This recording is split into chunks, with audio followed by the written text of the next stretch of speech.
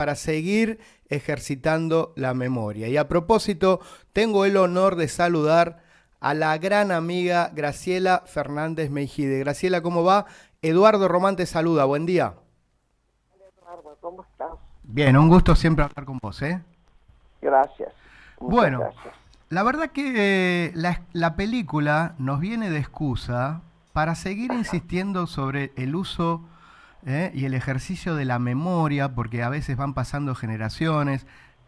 Hay muchísimos chicos que se han educado y crecido en democracia, ya prácticamente, cuando nos querramos acordar, gente de edad intermedia que va a cumplir 40 el año que viene, tiene el ejercicio de la democracia, han nacido en democracia, yo creo que la mitad de la población. Así que siempre es bueno escucharte a propósito de lo que va a ser esta película y lo que significa el juicio a las juntas, ¿no? sí. Mira, yo la verdad que cómo lo va a tomar la película, espero que muy bien Ujú. y con mucha seriedad, pero no tengo idea. De todas maneras, sí te puedo contar y puedo compartir con ustedes, los oyentes y vos, lo que fue la serie de golpes que empezaron desde 1930 en adelante en la Argentina. Ahí la política, en lugar de resolver sus problemas con discusiones y búsqueda de consenso, no faltaba alguien, generalmente ligado a las Fuerzas Armadas, que golpeaba las puertas del cuartel Ujú. y daban un golpe cuando un gobierno no les gustaba. Así desfilaron varios gobiernos democráticos que fueron tumbados por golpes militares, Exacto. hasta 1976, Ujú. en que existía el accionar de la guerrilla. eh, por citar dos organizaciones más grandes, estaba el Ejército Revolucionario del Pueblo, que correspondía a un partido PRT, y Montoneros. Pero había muchos otros, ¿no? Estos eran los predominantes.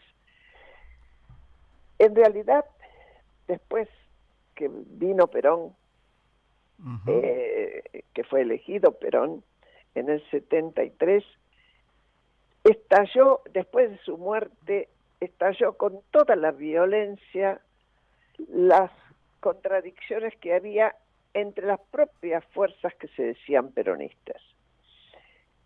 Después de eso, donde el desastre era cada vez más grande, fue destituida su mujer, que lo suplió, Ujú. y en esa destitución se instaló la dictadura peor que tuvimos en nuestro país, aquella que estaba determinada a aniquilar. Exacto. La Exacto. palabra aniquilación suponía matar. Ujú. Eh, Ahora, para eso se usó el método de secuestrar, hacer desaparecer en centros especiales, torturar para recibir información de más gente implicada en la lucha y después decidir si se lo mataba o no se lo mataba, según el criterio de quienes estaban ahí y se habían apropiado de todos los poderes de la República. No existía el poder judicial, el legislativo había sido suprimido y los partidos políticos también tenían suspendida su actuación. Graciela, ¿en qué Sí, año vos te involucrás en la Asamblea Permanente? Y eso nos va a servir para después comentar la convocatoria de Alfonsín. sí, cómo no. Yo me involucro después de la desaparición de nuestro hijo Pablo, Exacto. que tenía 17 años. Ujú. En octubre del 76 lo hicieron desaparecer. La misma noche se llevaron a su novia, la hermanita de su novia y otro muchacho compañero de escuela, todos. Ujú. Eh, Desde ese momento empecé a buscarlo. En esa búsqueda supe que existían organismos de derechos humanos, me Ujú. acerqué a las madres por un lado, por el otro lado a la Asamblea Permanente por los Derechos Humanos, donde terminé dejando todo para trabajar solo ahí. Claro. Dejé mis cátedras, dejé un instituto de idiomas que tenía y me dediqué a trabajar ahí por el tema de derechos humanos. Ujú. Pasaron muchas situaciones, muchas, recibimos muchísimas denuncias y en definitiva, cuando ya había pasado por acá la Comisión de Derechos Humanos de la OEA, que había hecho un reporte muy duro Año en el año 79 eso, 80, 79, 80, ¿no? pasaron el 79 y el informe lo dieron En el en el 80. 80, Ujú. un informe duro, digamos. Después viajamos, algunos de nosotros, en el 81 a París para impulsar desde ahí una convención, que existiera una convención a nivel internacional contra la desaparición forzada de personas que no existía. Hay que decir aparte, Graciela, que ahí, frente a lo que era ¿Sí? la dictadura, la visualización de lo que pasaba a nivel internacional fue clave porque, claro, no, en principio es como que se desconocía o se negaba que esto existiera acá, ¿no? Absolutamente. Es más, cuando fue el triunfo del Mundial Sí. contra los holandeses, ahí Videla se convenció de que todas las denuncias que se podían haber hecho a través del gobierno de James Carter En Estados Unidos. en Estados Unidos y en Francia, donde había exiliados, etcétera, quedaban tapadas por ese triunfo. Y por eso permitió la visita de la Comisión Interamericana de Derechos Humanos de la OEA. Él pensó que no pasaría Bueno, nada, o sea, es un error de pensó que iba cálculo. a ser pensó que iba a ser un informe liviano, Sí, sin consecuencias. No lo fue, claro. fue un informe muy duro. Nosotros trabajamos mucho para que lo fuera. Acompañamos a la gente a hablar con la comisión, llevamos Ujú, las denuncias, etcétera. ujú. Y para llegar a algún lugar más rápido, en el 80 y después, digamos, De después de la Malvinas, guerra de Malvinas, claro, después de Malvinas. después de Malvinas, donde la gente no le perdonó, primero se entusiasmó con esa cosa malvinista que tenemos o malvinera de recuperar las Malvinas y después cuando fueron abatidos, derrotados las Fuerzas Armadas argentinas, la gente no se lo perdonó y ahí se abrió el espacio primero para que se retiraran definitivamente las juntas militares Exacto. y no pudieran poner condiciones. Ujú, exacto, ninguna condición más allá de que algunos hablaban de amnistía, ¿no? En ese No, momento. no, sí, se autoamnistiaron con una ley, pero era una ley de ellos que ya estaban partiendo. Claro. Es decir, y ahí hubo una diferencia entre los dos grandes partidos que se disputaban con chances de ganar, que era el radicalismo y el justicialismo. Ujú. El justicialismo, liderado por Luder, aceptó La la ley de autoamnistía. amnistía. Sí. Aceptó la amnistía citando antecedentes, era cierto, antes otros golpes también habían sido amnistiados, pero creo que por sobre todas las cosas lo que le pasaba a Luder es que tenía un lío muy grande adentro del propio justicialismo. Tenía una rama de izquierda y una rama de derecha que se habían matado entre ellos. Claro, y Eso quiso hizo, como lavarse las manos ahí, no sé, evidentemente, sí. no pudo acomodar esas cargas. Y por el otro lado aparece en el radicalismo un líder que había compartido el trabajo en la Asamblea Permanente por los Derechos Humanos, que era Raúl Alfonsín, Ujú. que hablando del tema de los derechos humanos, promete investigación y justicia. Bien. Gana Alfonsín, Ujú. gana por mucho, y incluso en la provincia de Buenos Aires, que era impensable que en la provincia Que de Buenos ganara el Aires radicalismo, pudiera sí. ganar alguien que no fuera peronista, y hace la CONADEP. La Ujú. CONADEP fue un grupo de notables, hace poquito murió Magdalena Ruiñazú, que la integraba y lo hemos lamentado tanto. Le hemos hecho un homenaje acá en el diálogo que tuvo en tu programa de la TV pública hace 5 años. Ese fue el video que elegí. Encontré ese extracto que es espectacular para hablar de Magdalena. Sí. Sí. Bien. Y bueno, pero bueno, había muchos otros. No quisieron integrarla con ADEP los peronistas. Uh-huh. No lo hicieron, no hubo ningún peronista en la CONADEP, y salvo un secretario, Alberto Mansur, el secretario de la Comisión de Legales. Bien, te hago una pregunta. ¿Vos lo conociste a Alfonsín en la asamblea? Sí. Ahí es donde lo conociste y después él te convoca. Ahí lo conocí. Y él te convoca ahí después. Lo conocí. Claro. Él me convoca Monseñor de Nevares. Ah, eso te iba a decir. Bien, de Nevares te llama. Conformaba la asamblea. Uh-huh. Y fui como secretaria de denuncias y bueno, o sea que te tocó recibir, te tocaba recibir, pasaban por tu secretaría todas las denuncias. Es impresionante. Claro, es impresionante. Más las que ya traíamos, porque durante la dictadura en la asamblea teníamos ya denuncias de familiares, casi 5.000. Uh-huh. Nosotros llevamos fotocopiado todo eso. Mucha de esa gente volvió a hacer la denuncia, ratificó la denuncia, pero apareció un fenómeno que nosotros no esperábamos y que cambió radicalmente las cosas. Y es que sobrevivientes que nosotros no sabíamos que existían porque las familias no habían hecho la denuncia, ya que los hacían a veces hablar con las familias y demás, o por miedo, por lo que fuere, esos tuvieron el coraje de salir del anonimato y presentarse a declarar. Claro, y eso fue clave. Y eso fue clave, porque si no, si nosotros hubiéramos elevado las denuncias tales como las recibíamos solamente de los familiares, hubiera pasado lo mismo que con los habeas corpus anteriores. Si hubiera contestado, no sabemos nada. Pero acá sí se sabía.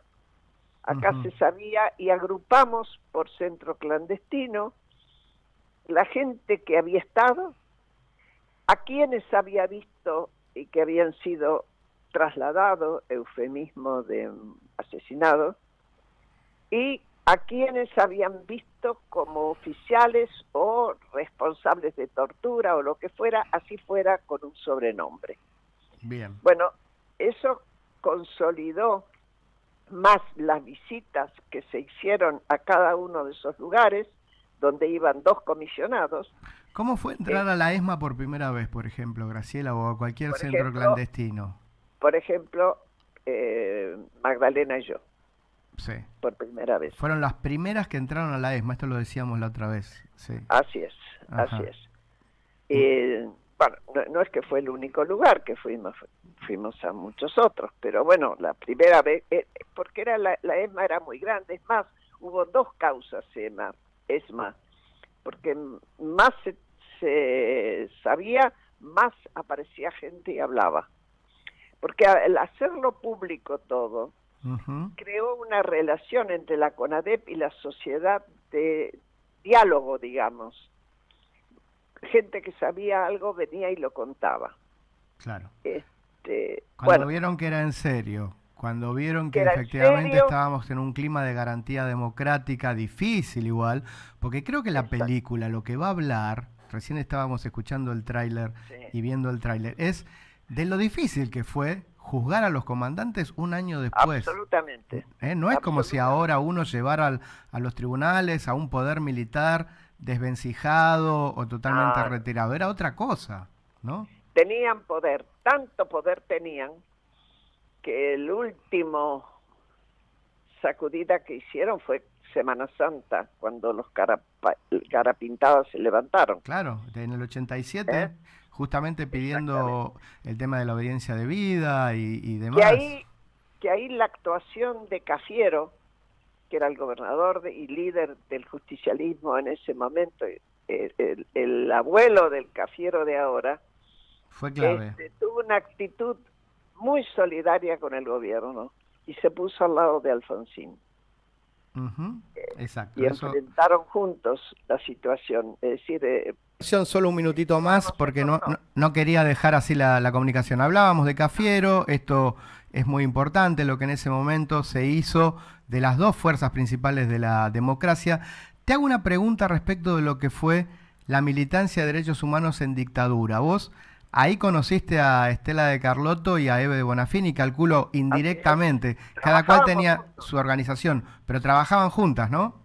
Así es, así Ujú, es, y armábamos documentos y marchas cuando pudimos, claro. juntos, con discusiones, no de balde había 8 organismos de derechos humanos, Sí. pero yo no quería dejar de recordar una cosa, Por favor. en esto del nunca más, en momentos muy críticos. Ujú. ¿Qué quiere decir nunca más en ese momento? No solo nunca más a los golpes de Estado, sino nunca más la violencia como herramienta de la política, Exacto, que es exacto. lo más importante.